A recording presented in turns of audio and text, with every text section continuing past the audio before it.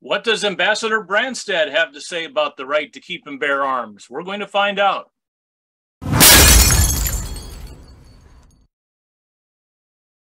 Hi, everybody. I'm John McLaughlin, your current chair of the Iowa Firearms Coalition, and a great honor today to have my old pheasant hunting partner back with us again from the wonderful times we had back in the 90s and early 2000s with the Iowa Governor's Pheasant Hunt, which brought a lot of high-level folks to Iowa to see about conservation practices in the states. And first of all, welcome, Ambassador Brandstad. Good to have you back with us today. And I haven't seen you for several years, so good to see you at least virtually.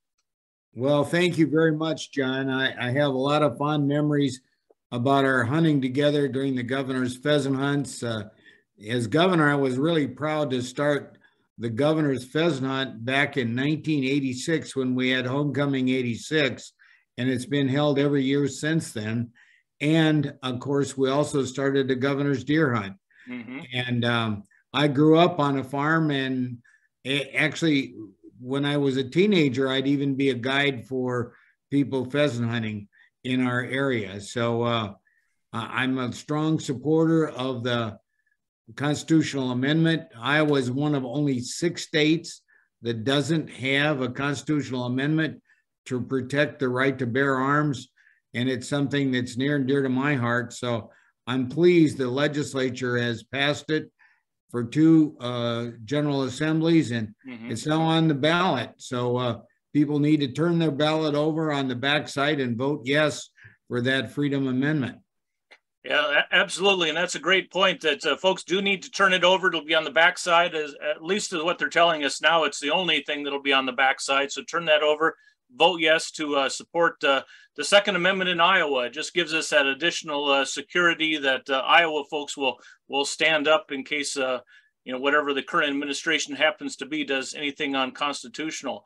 So you're still very active in politics, I'm assuming, since you retired as ambassador to China. Just kind of tell us a little bit about what you're up to and kind of what keeps the Brandstad family busy these days. Well, of course, I'm a volunteer. I'm very proud of Kim Reynolds, who was my lieutenant governor and became governor when I was appointed ambassador to China.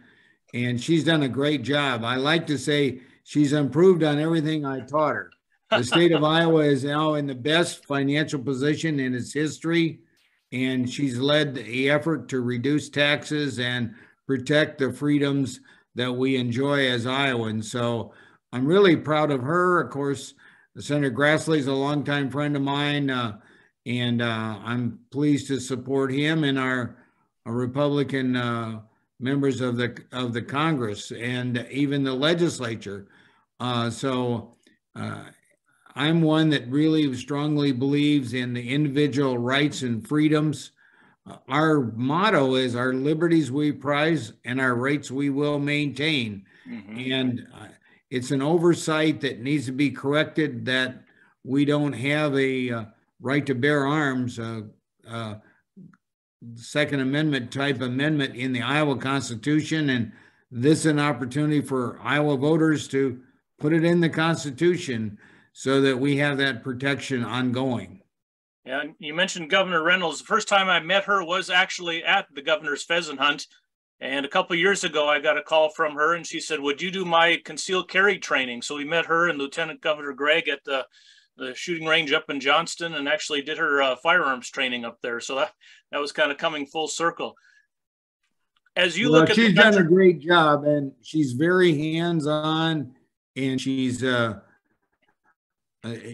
led Iowa through the COVID pandemic and kept our schools open and our businesses and protected the health of our citizens. So I'm really, really proud of the job that she's doing and pleased to support her and her administration.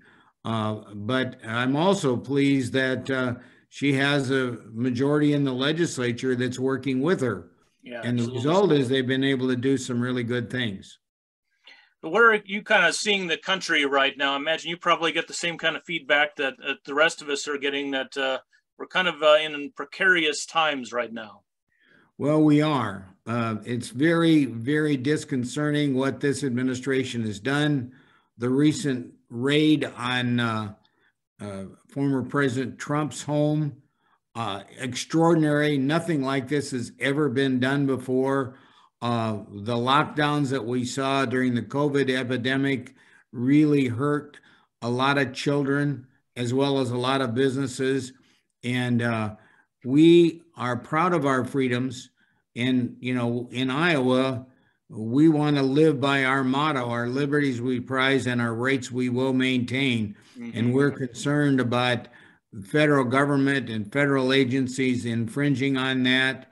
The fact that they now want to hire, I don't know, what is it, 87,000, yeah, 87,000 additional IRS agents to harass American taxpayers. This is a very disconcerting thing, and this is an opportunity for us in Iowa to stand up and support our state motto and support providing protection for the right to bear arms for American Iowa citizens in our state constitution. Yeah, amen. Give us a quick update on your family. You know, I follow Facebook, so I kind of see what Marcus is up to. It looks like he's kind of following in the conservation vein. Yeah, Marcus is now the chairman of the Iowa DNR board, which has a responsibility to set hunting and fishing and trapping laws and regulations.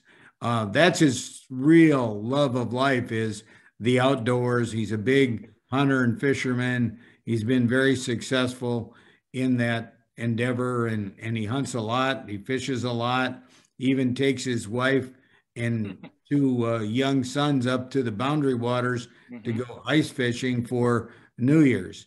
My oldest son, Eric, is involved with the consulting firm, Mercury Consulting Firm, and he's been very involved in politics and actually was key on leading Trump's two successful campaigns in Iowa in 2016 and 20. Our daughter, Allison, taught for 5 years in China when I was the ambassador. Oh, wow. And she recently, because of all the lockdowns and all of the restrictions of COVID, she applied to an international school in Singapore. So she and her husband, Jerry, and their two daughters, Sophia and Stella, have recently moved to Singapore. And so she's going to be teaching this year in Singapore, starting this month. So all three of my kids are married. They're all doing well. I have 8 grandchildren, and we have a lake home at Panorama. So we love to take the kids out on a boat and fish off our dock and things like that. So life is good. I'm also doing some consulting with Steve Churchill, who was a former Iowa legislator, worked for me at Des Moines University, was my chief of staff in China. And he and I have started a consulting group that works with American companies and associations that are doing business in China. And that's a very challenging thing these days. Yeah, certainly. I'm doing that. I'm also involved with a couple of startup companies with John Papajohn, who's the foremost venture capitalist in our state. And I'm also involved with Bruce Rastatter on the carbon sequestration project, which is the biggest one in the world and will assure that our ethanol plants are able to sell at a premium price their ethanol to California and to Canada and places like that. So as somebody that's retired and not working full time, I'm pretty busy, but I'm having a good time. And I'm even going to the Field of Dreams game this year. Awesome. Well, it's good to see you again. I just want to say thanks for all the fun times we had together, and certainly your commitment to conservation and the outdoors, and also the Second Amendment in Iowa. So thank you for that. Good to see you today, and I wish you good health and best of luck in all these endeavors in the future. Well, thank you very much, John. It's great to visit with you. And I just want to encourage all Iowa voters to be sure to turn the ballot over and vote yes for that Freedom Amendment. It's too bad that we're one of only 6 states that doesn't have a right to bear arms protection in our state constitution. This is an opportunity for us to take care of that. That's right. We're 90 days away today. So folks, get out and vote on November 8th. Make sure you turn that ballot over.